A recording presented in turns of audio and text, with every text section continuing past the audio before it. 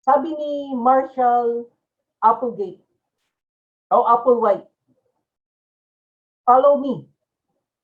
Siyang isang leader ng isang Heaven's Gate cult. Pinangakuan niya ang kanyang mga alagad o ang kanyang mga tagasunod ng isang buhay na maayos at kakaiba.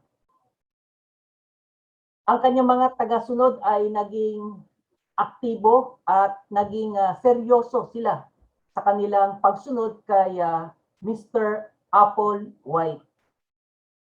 Subalit noong March 1997, sa kanilang pagsunod ay itinuro ni Marshall Applewhite na sila ay magpatiwakal lahat para makarating na sila doon sa kanilang patutunguhan. Ang nakalulungkot, 39 katao ang namatay dahil sa mass suicide. Sila ay namatay at nawalang lubusan ang kanilang buhay. Sa gabing ito ay hayaan natin tignan ang salita ng Diyos na ating mapapakinggan. Sabi nga po, don't follow anyone blindly. Always pay attention to whom you are listening to.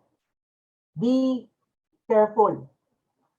Baka yung ating sinusundan, kagaya ng nangyari dito sa Heaven's Gate cult, ay napahamak lang sila at tuluyang nawala ang kanilang pag-asa maging ang kanilang buhay. Sabi ni Spur, controlling other people's lives is not a godly leader's trait, but serving other people's needs is what the Lord considers great.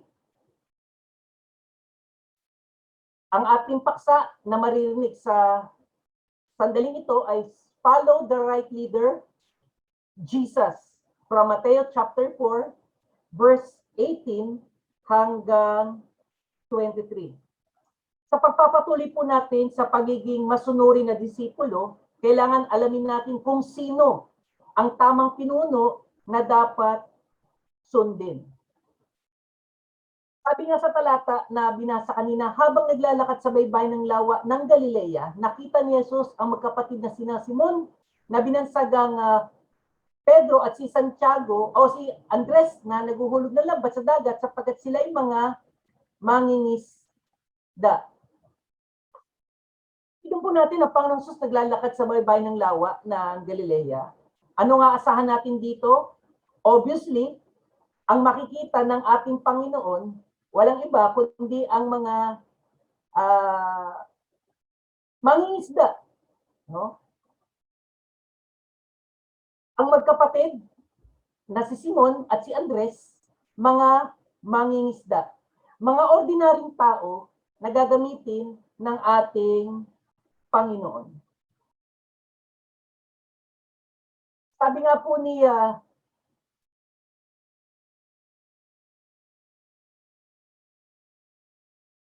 H.B. Charles, God uses weak people, not gospel superstar.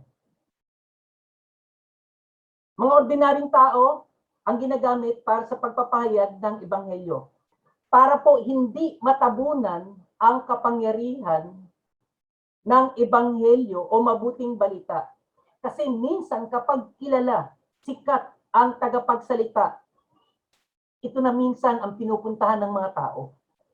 May mga pagkakataon kapag alam nilang speaker ay ito, o speaker si ano, uy, pupunta ko, attend ko.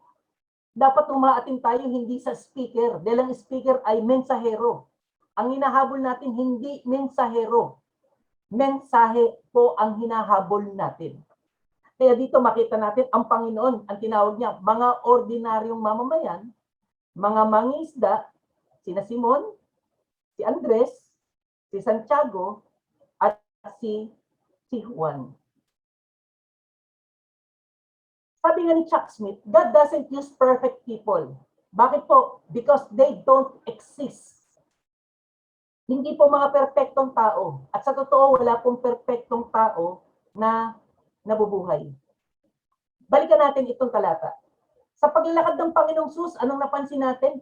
Nakita niya, sabi nga rito, nakita niya ang mga tao. Of course, ang nakita niya yung magkapatid na si Simon at si Andres at yung magkapatid na sina Santiago at Juan. Pansinin natin, sabi rito, nakita ng Panginoong Sus ang mga ito. Ikaw, nakita ka rin ng ating Panginoon. Sabi nga dito, si Jeremiah from NIV po, New International Version, chapter 1, verse 5, before I formed you in the womb, I knew you. Before you were born, I set you apart. I appointed you as a prophet to the nations. Nagsasalita ang Panginoon at nakita niya si Jeremias mula pa sa sinapupunan. At kilala na ito ng Panginoon. Alam ng Panginoon kung ano ang magiging buhay niya. At ang maganda, ibinukod siya ng Panginoon para maging propeta. Si Apostol Pablo, Galatians chapter 1 verse 15, ito ay New Living Translation. Sabi ni Apostol Pablo, but even before I was born, God chose me and called me by His marvelous grace. Then it pleased Him. Nalugod ang Diyos nang piliin si Pablo bilang magiging lingkod niya. Isa sa magiging disipulo na magpapahayag ng ebanghelyo para sa mga Hentil.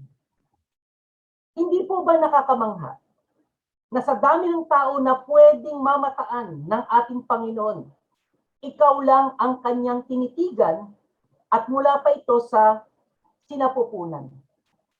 Isang kahanga, what a marvelous grace itong ginawa sa atin ng Panginoon. Tingnan po natin ang tatlong paraan ng Panginoon sa pagkuha ng kanyang alagad. Ang una, tatawagin ng Panginoon ang kanyang magiging alagad. Tignan po natin yung talata. Ang sabi rito,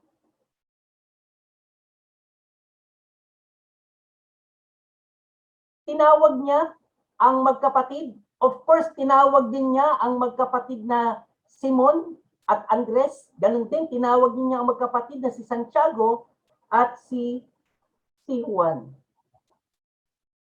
Mapansin po natin dito, maliwanag agad na ang Panginoon ang tumatawag. Ulitin ko, ang Panginoon ang tumatawag. Mali palang kaisipan na ang anak ng pastor ay dapat maging pastor. Mali palang kaisipan yon. Hindi po ang magulang o ang leader ng simbahan ang magsasabi kung sino ang magpapastor. Kundi Diyos ang tumatawag ng taong maglilingkod sa Kanya.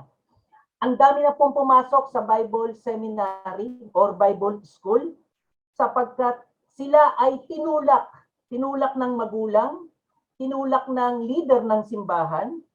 Kaya ano ang nangyari? Nagloko itong estudyante. Uulitin ko. Ay, wag na. Huli mo ba? Wala kang pasok na ba? Hindi. Kaya naman kilala at nakita ng Panginoon. Kagaya ng talata natin, nakita ng Panginoon ang magkapatid at ang Panginoon mismo ang tumawag sa kanila. Sabi nga, kalimitan ng mga ina-apply natin, ang sinasabi ng ina-apply natin, don't call us, we'll call you. Ganon din sa Panginoon. Hindi mo tatawagin ng Lord.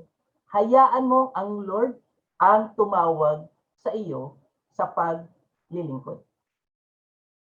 Ang kasunod, sabi rito, pasusunurin ng Panginoon.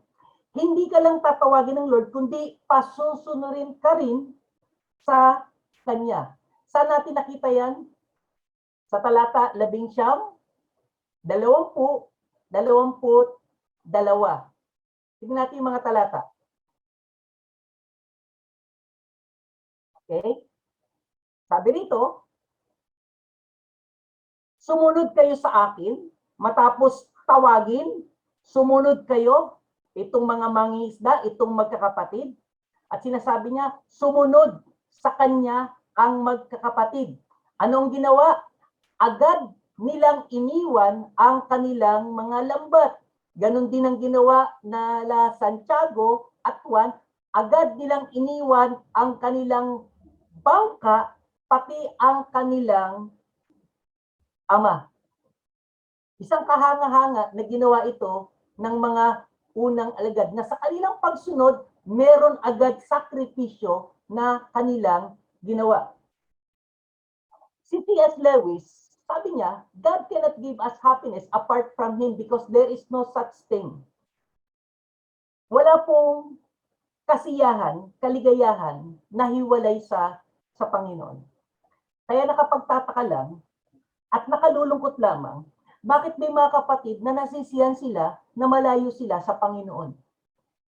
Pero si C.S. Lewis, ang sinasabi niya, there's no such thing na masaya, malayo sa Panginoon. Hindi pwede. Because our happiness is the Lord Jesus alone. Ang Panginoon lamang ang ating kaligayahan.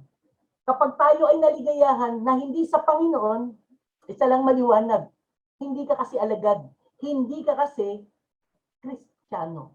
At mamaya, maliliwanagan natin ito ng mas mabuti. Sabi ni Pastor Sunday Adelaha, it's a privilege to serve God above all. And serving God is joy and happiness. Ito pong ginagawa natin ngayon, bagamat maulan, mahirap ang internet, pero may mga nagtitiis, may mga nagtsatsaga, meron talagang nagpa-load para lang makasama. Kaya iniisip niya, paano kung mawala? Sayang ang load. Well, ito yung sinasabi ng ating mga kapatid. Si C.S. Lewis, si Pastor Sunday Adelaha, kasi isang karangalan natin, makapaglingkod sa Kanya. Sa paanong paraan, itong pagdalo natin sa gawain ito. Kahit mahina ang signal, maulan, dumadalo tayo for the sake, para pakita natin we are His disciple and we are following the Lord. Ang pangatlo na makikita natin, sabi rito, gagawing tagahikayat ng mga tao na lumapit sa Panginoon. Ulitin ko, gagawing tagahikayat ng mga tao na lumapit sa Panginoon. Ang unang ginawa, tatawagin ka muna ng Panginoon. Pag tinawag ka, pasusunurin ka niya. At hindi magtatapos doon, may progreso, gagawin kanyang tagahikayat ng mga tao sa Panginoon. Ito po yung stage na ginagawa na ng iba sa atin. Kaya natutuwa ako kapag may mga bagong pangalan, hindi ko kilala. Hindi ko kilala to, hindi to member ha. Pero bakit may bagong pangalan? Meron palang mga kapatid na nanghihikayat na ng ibang tao na lumapit din sa Panginoon sa pamamagitan ng pagdalo sa ating gawain. At yun po, isang nakatutuwa na makita ito. Tignan natin yung talata. Ito lagi natin naririnig, ano? Lagi natin narinig yung mamamalakaya, ano pa ba? Sabi rito, mangingisda ng mga tao. Ayan, no? Mangingisda ng mga tao, mamalakaya. Minsan di naman natin naintindihan eh. Ano ba ibig sabihin ng mamalakaya? Hindi ka manghuhuli. Sa ibang translation, ito na yung ginamit ko sa ating outline, tagahikayat ng mga tao na lumapit sa Diyos. Yan po ibig sabihin ng mangingisda ng mga tao. Ito ang tanong, meron ka na bang nahikayat na lumapit sa Panginoon? Ito pong lumapit, hindi lang, ito si Jesus, itong Diyos, lumapit. Hindi po, ang sinasabi nating lumapit, naging alagad, naging Kristiyano, iniligtas siya ng Diyos. Ito po yung ibig sabihin natin ng nahikayat mo, na isama mo sa ating Panginoon. Hindi lang siya naligtas, kundi siya rin ay naglilingkod sa ating Panginoon. Sabi ni Alan Church, every Christian, bawat Kristiyano is a sent one. Bawat Kristiyano, kaya bagong Kristiyano ka, kaya ang tanda mo ng Kristiyano, you are sent one. There's no such thing as an unsent Christian. Nung tinawag ng Panginoon itong mga alagad, wala naman dito nagpapatay-patay. Yung isa namatay, si Judas talaga. Pero yung mga alagad, talagang humayo sila nang hikayat sila ng mga tao na lumapit sa ating Panginoon. Ba't ko sinabing every Christian is a sent one? Of course, si Alan ang nagsabi nito, Alan Hirsch, no? Tignan natin itong Mateo 28. Ito ay naging tema na ng ating anibersaryo ng 25th anniversary natin. This coming August, tayo ay 29th anniversary. Basahin ko sa English Standard Version, and Jesus came and said to them. Okay, tignan natin itong talata, no? Sabi rito, ang kausap niya ay ang mga alagad na tinawag niya. Ito na yung mga tinawag niya, ito na yung mga pinasunod niya, ito na yung kanilang gagawin. Okay? Tinawag, pinasunod, at sabi, gagawin ko kayo. Ito na yon. Okay, gagawin.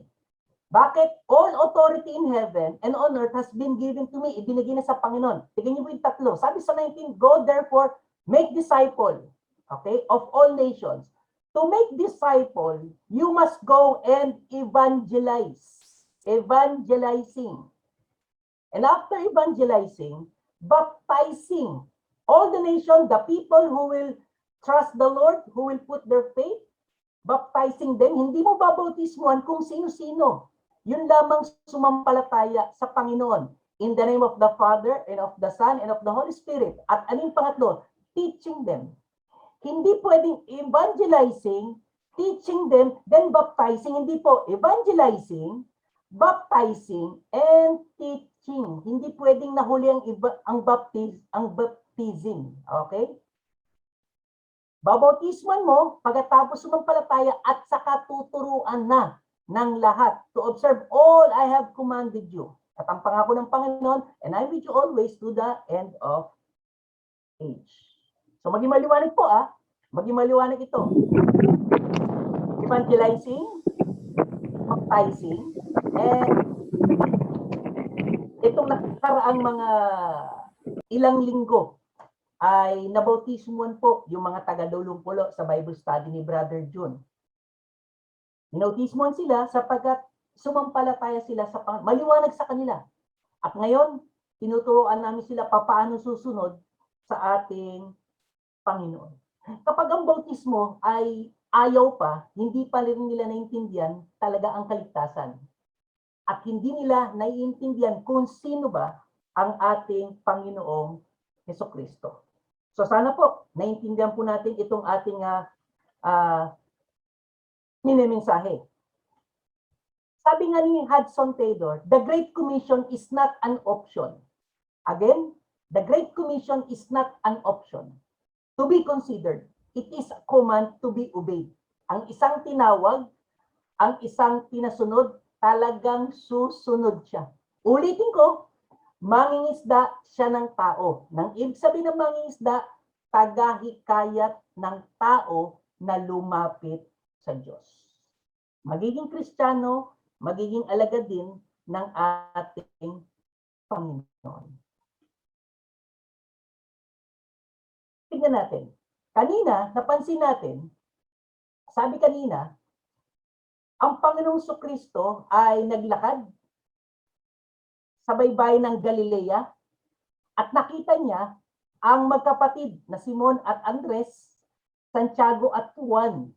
Pero napansin ba natin, matapos niyang maging alagad itong unang apat, pansin niyo ang nangyari agad sa 23. Kanina, baybayin lamang ng Galilea. Ngayon, anong ginawa niya? Nilibot na niya na ang buong Galilea. Bakit niya nilibot ang buong Galilea? Meron na siyang mga alagad. Meron na siyang mga kasama na pwede niyang turuan at magpapakita siya ng halimbawa. Ngayon, tignan po natin kung ano ang ginawa ng ating Panginoon. Tatlong halimbawa na kanilang magagawa, even the disciples, na ito ang pinakita ng ating Panginoon, pagtuturo sa mga tao, teaching. Okay? Teaching. Alam na alam natin teaching. So, tignan natin ang verse 23, pagtuturo sa mga sinagoga ng mga Hudyo or pagtuturo sa mga nakikinig ng salita ng Diyos. Ang teaching is for the Christians talaga. Para maunawaan nila ang pagsunod, pagbibigay, paggalang, pagmamahal sa salita ng Diyos, pag-ibig sa kapwa. Yan po yung teaching na ipinapakita rito ng ating Panginoon. Pagtuturo sa mga disipulo upang lalo pang lumago. May sinabi si Josh Surat, leaders tell the truth to people, but cowards, yung mga duwag, tell the truth to others people about other people. Parang chismis to di ba? Pero ang leaders pala, nagsasabi sila ng totoo kahit masakit. Halimbawa, ang tinuturo ng leader, ang tinuturo ng church, of course, part ng teaching, makinig kayo mabuti. Ano yung teaching? Isa sa pagtuturo is pagbibigay. Pag hindi mo itinuro ang pagbibigay, iba hindi nagbibigay, problema yan. Pero ang takot na magturo nito, magkukwento ka ng buhay ng ibang buhay. At ang nangyari, naging chismis. Pero sa atin, ang itinuturo natin, what the Bible says, ituturo natin. Masagasaan kung sino ang masagasaan. Dahil ang salita ng Diyos, sabi nga, ito ay parang tabak na magkabila po ang talim. Hindi po isa lang, kabilaan ng talim. Kung saan tumama, makakasugat. Pag umatras, makakasugat pa rin. Ang pangalawang ipinakita ng Panginoon, hindi lang pagtuturo, pagpapahayag ng magandang balita ng kaharian. Proclaiming. Saan natin makita, ganun pa rin sa talatang 23. Pagpapahayag ng alin? Magandang balita ng kaharian. Tandaan po natin mga kapatid, nasa labas ang mga taong pagpapahayagan ng magandang balita ng kaharian. Wala po ito sa loob ng simbahan. Si Greg Laurie may sinabi, Jesus did not say that the whole world should go to the church. Essentially, he said that the church should go to the whole world. Naalala niyo ba yung Mateo 28? Anong sabi ng Panginoon? Go! Humayo kayo, lumabas kayo. At ipahayag niyo ang salita ng Diyos. Ito rin po. Dati na, akala natin, sabi, hindi, antay natin pumasok ang mga tao rito. Hindi po. Ang Biblia, ang sinasabi ng Biblia, lalabas tayo sa simbahan dahil ang ligtas nasa labas ng simbahan. Yung nasa simbahan, ligtas na po yan eh. Hindi mo na kailangan ebanghelyuhan yan. Dapat yan turuan. Na ano? Dapat din silang lumabas. Hindi lang po ang mga pastor o ang mga workers ang lalabas, kundi ang bawat isa. Narinig natin, Mateo 28. Ang mga alagad, ang isang alagad ay dapat lumabas at magbahagi ng salita ng Diyos. Ating silang puntahan, itong mga taong ito na wala pang relasyon. Pagkatapos, ating bahaginan. Pupuntahan, babahaginan, at kapag sila po ay naligtas at sumampalataya, saka natin sila imbitahan sa ating sambahan. Ang problema, inimbitahan sa sambahan, hindi pa Kristiyano, pagdating sa sambahan, natisod lang. Yun ang naging problema natin. Di mo ba? Ang gagawin, pupuntahan muna sila, wag dadalhin sa sambahan dahil ang daming pasaway sa sambahan, wag muna, turuan sila, ebanghelyuhan, kapag naging Kristiyano, turuan, saka lang dadalhin, wag tayong ma-attack, dalhin agad sila sa simbahan, wag. Kasi ang problema, bago pa lang. Hindi pa sila sanay. Ang mahalaga, lumago sila. Dahil pag hindi, baka matisod lang. Baka makita nila, nagme-mensahe, ang dami nagdadaldalan, ang daming tayo ng tayo. Hindi po natin na makayang pigilan yun. Kasi meron talagang mga taong pasaway talaga. Meron talagang pasaway. Hindi lang pala tao, mga Kristiyano rin sila. So, yan. Ang pangatlo, at ito yung uli, na halimbawa na kanilang magagawa ng mga alagad. Hindi lang teaching, hindi lang proclaiming or pagtuturo, pagpapayag. O, tingnan yung pangatlo, pagpapagaling sa lahat ng uri ng sakit at karamdaman or healing. Sabi ng talata 23, sa huling-huli, pinagagaling niya, of course, ng Panginoong Kristo, siya yung nagbigay ng example, ang lahat ng uri ng sakit at karamdaman ng mga tao. Nung tinignan ko ito, sabi ko, sakit karamdaman, parang pareho lang ito ah. Pero itong maganda, kailangan minsan tumingin tayo ng ibang translation ng Bible. At ito po ang nakita ko. Tinignan ko sa NIV, New International Version.